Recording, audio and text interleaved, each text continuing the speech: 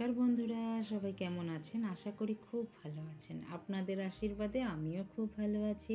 কাকুলির আরেকটি নতুন ব্লগে আপনাদের স্বাগত জানাই।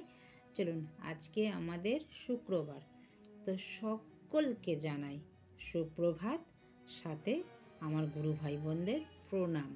জয় গুরু বলে আজকের দিনটা শুরু করি। চলুন, আজকে বাজারে এসছে কি প্রথমে আগে দেখে নিই দাদা কী নিয়ে আসলো বাজার থেকে। আজকে যেহেতু আমাদের নিরামিষই, শুক্রবার আমরা নিরামিষই খাই, আর একাদশী দ্বাদশী তো আছেই সাথে। নিয়ে এসছে একটা হাফ লাউ। গোটা লাউটা আনলে পরে অনেকটাই বেশি হয়ে যেত। এখন তো শীতকাল পড়েই গেছে, এখন কফি না খেলে কখন কফি খাবো। এখন তো আমরা মাছে ঝোলে, নিরামিষেতে পকোড়া বড়া সবেতেই কফি আমরা এখন খাবো। শীতকালে আমরা সবজি প্রচুর পাওয়াও যায়, প্রচুর ভালোবাসি, খাইও। তো নিয়ে এসছি মোটা মোটা লঙ্কা। এই লঙ্কা দিয়ে ভাজা খেতে কিন্তু বেশ লাগবে। সিম, মূলো আর একটুখানি কুমড়ো। বেগুন একটা গোটা নিয়ে এসছে, বেশ বড় বেগুনটা। আমাদের বেগুন পোড়া খেতে আমরা সবাই ভালোবাসি, কিন্তু বেগুন পোড়া খাওয়ার দিন খুঁজে পাই না। বেগুন পোড়া তো সোমবারে খাই না, মঙ্গলবারেও খাই না, সোমবারে তো খাই না, শনিবারে আবার আপনাদের দাদার জন্মবার, বেগুন পোড়া সে খেতে চায় না। আর শনিবার মঙ্গলবারে তো বেগুন পোড়া খাওয়া হয়, বেশি ভালো লাগে।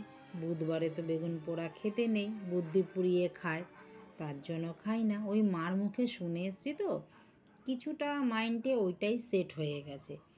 মা যেরমভাবে সংসার করতেন আমরাও সেইভাবে সংসার করি। মা দেখতাম যেই নিয়মগুলো পালন করতো সেগুলো আমাদের মনের মধ্যেই গেঁথে গেছে। সেই নিয়মগুলো আমরাও পালন করার চেষ্টা করি। আমার মাও ভালো ছিল, আমরাও ভালো আছি, বড়দের দেখেই শিখেছি। এবার লাউ একটার মধ্যে সেদ্ধ করে নিলাম, দেখলেন, কফিও একটার মধ্যে সেদ্ধ করে নিলাম।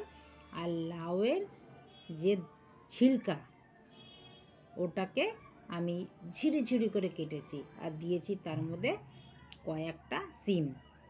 এই রকম লাউ চোকলা ভাজা কে কে খান বন্ধুরা, আমাকে কিন্তু কমেন্টে জানাবেন।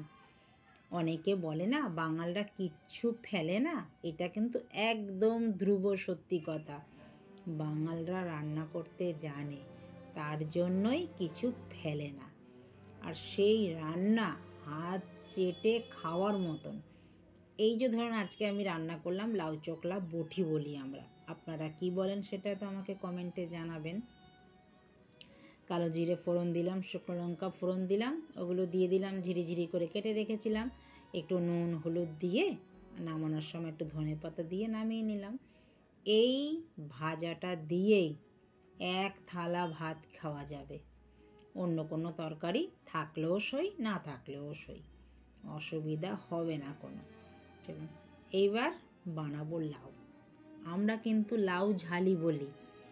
চাল কুমড়োও খাই আমরা এইভাবে, লাউও আমরা এইভাবে খাই। লাউ অনেকেও মাছের মাথা দিয়ে খায়, চিংড়ি মাছ দিয়ে খায়। আজকে তো আমাদের শুক্রবার, আমরাও খাই। শুক্রবার যেহেতু নিরামিষী দিনকে তো অন্যভাবে রান্না করতেই হবে। আর লাউ খেতে কিন্তু আপনাদের দাদা খুব ভালোবাসে। শীতকালে যত লাউ খাবেন ততই পেট ঠান্ডা থাকবে। এমনি শীতকালে পেট গরম হয়, ঠান্ডা খাওয়া উচিত শীতকালে। অনেকেই ভুল ধারণা বলে গরমকালে লাউ খাওয়া উচিত, কিন্তু না, শীতকালে ঠান্ডা খাবেন, লাউ খাবেন, পেট খুব ভালো থাকবে। আমরা শীতকালেই লাউ খাই। চলুন, লাউও আমি সম্বাদ দিয়ে নিলাম। জিরে, একটুখানি তেজপাতা, শুকনো লঙ্কা ফোড়নে দিলাম মুগ ডাল না, মট ডাল যেগুলোকে বলে, মুগ ডালটা একটু বড় বড় যেটা, সেটা দিয়ে একটু ভাজা হওয়ার পরেই দিয়ে দিলাম সেদ্ধ করা লাউ। দিয়ে এবার নাড়াচাড়া দেব। স্বাদ অনুযায়ী নুন দিলাম, একটু বেশ চিনিও দেব। মিষ্টি হবে লাউটা, খেতে ভালোও লাগবে। এই রকম লাউ একদিন খেয়ে দেখবেন। দিলাম একটুখানি জিরের গুঁড়ো, একটা সুন্দর গন্ধ ছাড়বে।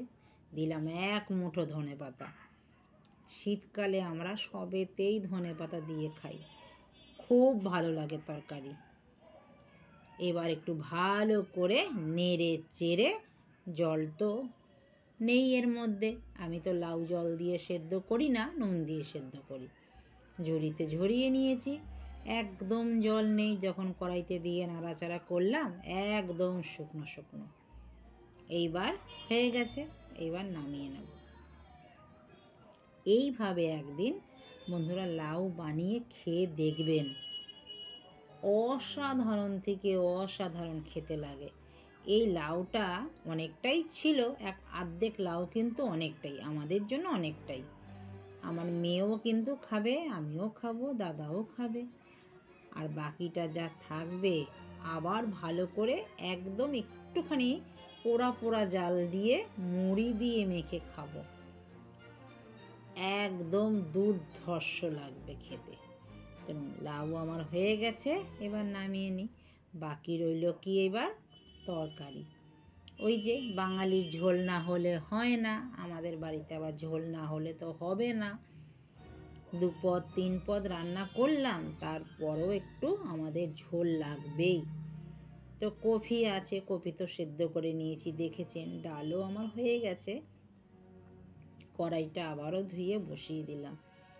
কড়াই ধুয়ে ধুয়ে রান্না করলে কড়াইটা পোড়ে না, আর জিনিসটাও খুব ভালো হয়। যে জিনিস রান্না করুন সেটা খুব ভালো হয়। ফুলকপির তরকারি আপনারা অনেকেই অনেক রকমভাবে রান্না করেন, আমি কিন্তু অত বেশি ঘোরপেচ করে রান্না করতে পারি না, দাদা খায়ও না, অনেক মশলাপাতি দাদা খায় না। তো একদম সিম্পলভাবে গরম মশলা দিয়ে একটু আলু দিয়ে রান্না করলাম ফুলকপির ঝোল।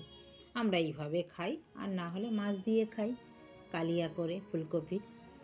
এইভাবেই ফুলকপি খেতে খুব ভালোবাসি। আর না হলে চাইনিজ, আমার মেয়ে খাবে ফুলকপি এখন চাইনিজ বানিয়ে, আপনাদের সাথে শেয়ার করব। খুব ভালো লাগে খেতে, দেখবেন আমি আগের বারও শেয়ার করেছি। চলুন, আমার ফুলকপির তরকারিও কিন্তু হয়ে গেল। ওই নুন লঙ্কা যা আছে তা দিয়েই করে নিলাম। চলুন আজকের রান্নাটা এবার দেখিনি কী কী হলো। প্রথম হলো ভাত, ডাল, ভাজা, তরকারি, লাউ। তো ভিডিওটা কেমন লাগলো? যদি কোথাও ভালো লেগে থাকে, লাইক কমেন্ট শেয়ার করে চ্যানেলটিকে সাবস্ক্রাইব করে আমার পাশে থাকবেন যারা নতুন আছেন। আর ভিডিওটা ভালো লাগলে, রান্নাগুলো ভালো লাগলে অতি অবশ্য বানিয়ে খাবেন, দেখবেন অসাধারণ থেকে অসাধারণ খাবেন। তো দেখা হচ্ছে আবার নতুন একটি ব্লগে। ততক্ষণে সবাই ভালো থাকবেন, সুস্থ থাকবেন। আর আমার এই বোলগুলো কেমন হয়েছে সেটাও কিন্তু জানাতে ভুলবেন না। নমস্কার, দেখা হচ্ছে পরের ভিডিওতে।